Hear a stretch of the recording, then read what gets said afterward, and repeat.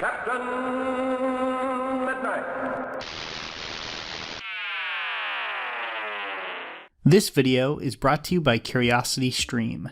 I have talked a lot about the Marvel Cinematic Universe through the years, both its high points and its not so high points. But the one constant that always has to be mentioned from Iron Man to today isn't Jon Favreau, Robert Downey Jr., or even Disney itself. It's producer Kevin Feige. Obviously, he's not responsible for creating almost any of the characters. Decades of comic book writers and artists get the credit for that. But if you're looking for one creative voice that runs throughout the MCU, Feige is it. He's the guiding force behind the films and now the Disney Plus TV shows. So even though I've mostly focused my videos about careers on actors, it just feels right to give Feige a similar treatment. Because no matter what you think of him, there's no denying that he's one of the defining voices in the last decade or two of blockbuster filmmaking. It's true, but fairly cliche at this point, to say that the Marvel Cinematic Universe is kind of unprecedented in the history of film. Sure, you can point to things like the Universal monster movies, which featured a fair amount of crossovers, but I think that's still a pretty long way off from something like the MCU, which was planned from the start to be very serialized in nature. But if the MCU is unprecedented, the concept of a powerful mega producer really isn't. While pretty much everyone watching this grew up in the era of the director being the most powerful creative voice in movies, your Spielbergs, De Palmas, Nolans, in a way, I think Kevin Feige recalls an even earlier era in Hollywood. His role isn't too different from someone like David O. Selznick, the mega producer behind films like Gone with the Wind, The Adventures of Tom Sawyer, and Alfred Hitchcock's first American film, Rebecca. Like Feige, he was often more than happy to let his directors inject their personal visions into a film, but he was the ultimate authority on what ended up in the movie. And if his vision meant that he needed to fire the director of Gone with the Wind and replace him with someone else, he would do it. In the old studio era, directors just weren't seen as quite as important as they are now. Producers like Selznick and low-budget horror mastermind Val Lewton were often the ones that were actually in charge. The producer-driven mindset kind of fell away in the late 60s and early 70s, as the decaying studio system crumbled and gave directors like Martin Scorsese and Easy Rider director Dennis Hopper the kind of creative freedom that directors 10 years earlier probably couldn't have imagined.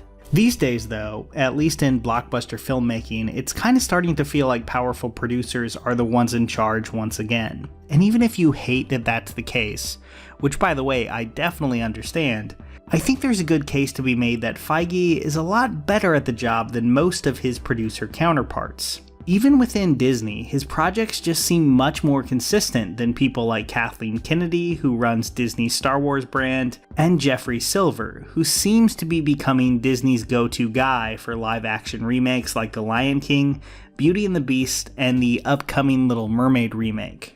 And I think a lot of Feige's success can be boiled down to one thing: his understanding of the source material. But before I get there, let's take a step back. See, Kevin Feige was born in Boston and grew up in New Jersey, but his grandfather, Robert Short, was actually a producer on early TV soap operas, like As the World Turns and Guiding Light. It feels a little too easy to connect this too much to Feige's current career, and I'm not saying that it had a massive impact. But having to run multiple fast-moving, heavily serialized productions is not too far off from the MCU, even if the final product is obviously very different.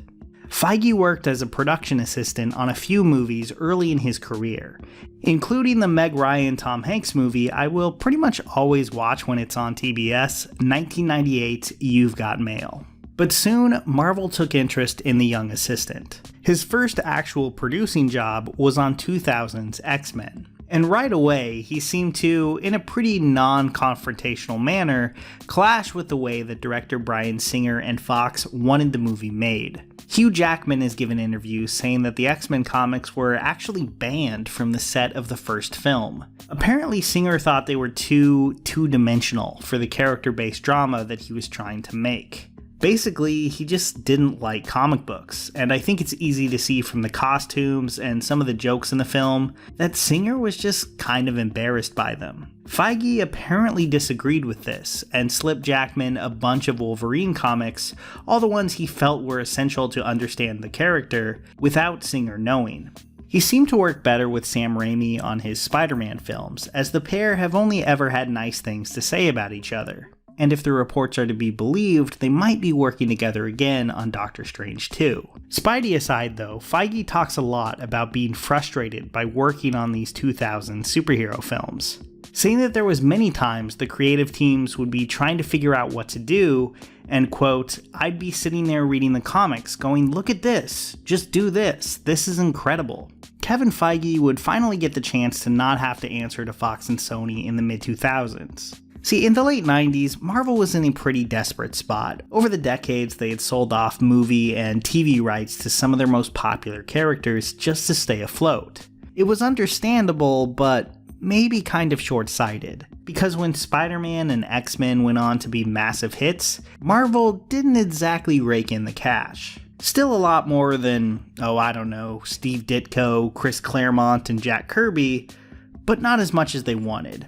A good example is Blade, which made $70 million at the box office. Of that, Marvel made $25,000. Now, they did fare a lot better on Spider-Man, but one thing was becoming very clear. If Marvel wanted into the real money, they needed to cut out the big studios. So the company took what might have been the biggest gamble of the film industry in the 2000s. The MCU may seem like it was a sure bet now, but at the time it definitely was not.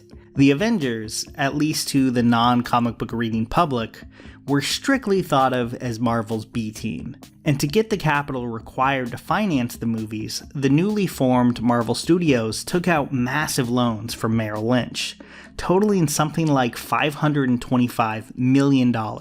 If their cinematic universe failed to take off, Marvel would lose the rights to nearly all of the Avengers. Those characters would become property of the investment firm. So the stakes were high. Avi Arad and Ike Perlmutter, who owned Marvel together at the time, aren't exactly beloved by fans, but they did make one really crucial choice during this time, picking Kevin Feige to be president of their new studio. And obviously, you know what happened. With some very inspired casting and smart choice in directors, Iron Man became a massive hit and created the template of the MCU movie. But it wasn't all good news. From the start, Feige clashed with what Marvel Studios employees called the New York office. Headed up by the billionaire owner and, after the Disney buyout, still the CEO of Marvel, Ike Perlmutter. In an interview on Marc Maron's podcast, which I'm just now realizing I've cited like 2 videos in a row, former Hulk actor Edward Norton seemed to blame the New York office for his film turning out the way it did, saying that while he got along great with Feige, who he thought was smart and more receptive to his more Nolan-influenced take on the character, Perlmutter always wanted the film to be as generic as possible.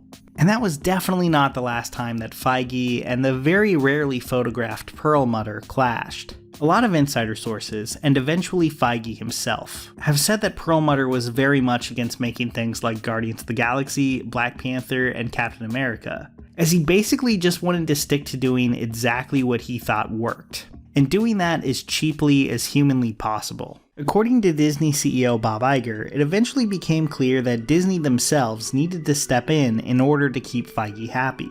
And after some major battles over the production of Civil War, they changed things so that Feige now only has to report to Alan Fine at Disney, with Perlmutter's role now pretty diminished. If you ever wondered why the MCU didn't tend to play very nice with the Marvel TV stuff like the Netflix shows, I think it has a lot to do with the fact that those were still controlled by Perlmutter, with Jeff Loeb working under him. But now, even the TV stuff has been handed over to Feige, as Perlmutter's influence seems to continue to wane. But okay, when you get down to it, what makes Kevin Feige good at his job?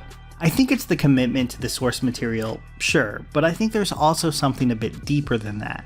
Comic book history is filled with good and bad stories, with stuff that worked and stuff that didn't and was really, really disastrous. I think Feige has shown that he's really good at ignoring all the baggage and continuity that can weigh down some of these classic characters, and asking the simple question, when you really get down to it, what do people like about this? Why have these characters lasted so long, and what needs to be preserved? The MCU's spin on Captain America, who could have easily been really, really bland, I think is a good example of this. Really keen into the character's determination and straightforward sincerity may feel obvious now, but that's only because the role was so well defined in the first Avengers script, and so well cast. Now, of course, I'm not saying that Feige is always perfect. Like, while I love Tom Holland as Spider-Man, I do think that cutting out the financial struggles of Peter Parker does a disservice to what makes that character work. Taken as a whole though, I think Feige has done a pretty great job.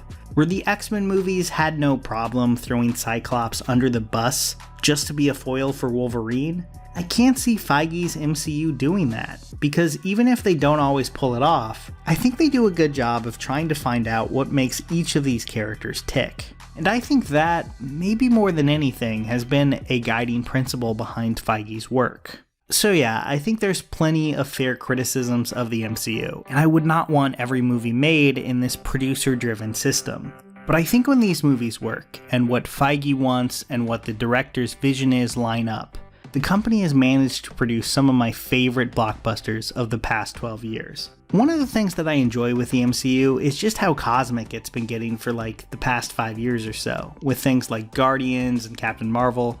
If that kind of stuff interests you, you might want to check out Stephen Hawking's Favorite Places on Curiosity Stream.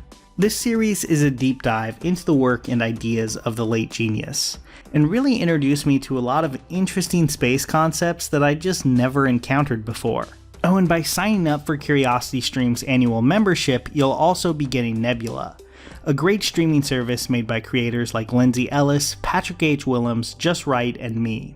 It's a great way to find new work by YouTubers you already like and help create something new. So you can support independent creators and get tons of high quality documentaries just by signing up for their annual membership, only $19.99 for the entire year. Get access to all of that and a free trial by going to curiositystream.com/captainmidnight, which you'll find in the description and pinned comment below. Here's a special tip for the fellas and girls who have not already joined Captain Midnight's new 1940 Flight Patrol. You'd better hurry up and join at once, because there's a big adventure ahead. The thing to do now is to get started, because we're going to have not only barrels of fun, but loads of free gifts and prizes too.